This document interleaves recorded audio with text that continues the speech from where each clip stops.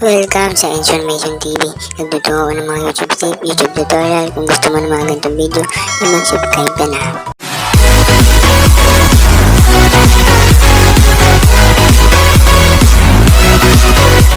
What's up guys, yung mga ako ituturo sa inyo paano mag-download ng sound effect dito. So ganito lang yan, sobrang dali. Click nyo yung YouTube, tapos click nyo yung profile ng channel ninyo. Wait lang, top, click nyo yung profile ng channel ninyo, tapos click nyo your channel, diba? So dali lang yan, customize channel. Click nyo yung customize channel na yun. Sintayin natin. Bagal. Ayan. May tayo dito. Ito. Itong pababa. Pinakababa. Yan. Audio library. Click nyo yung yan.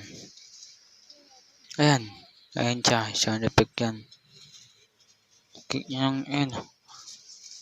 Lapitan natin. Ayan o. Mga sound effect yan. Click nyo lang yan. Tapos mada-download nyo.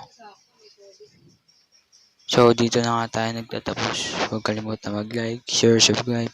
Maraming thank you.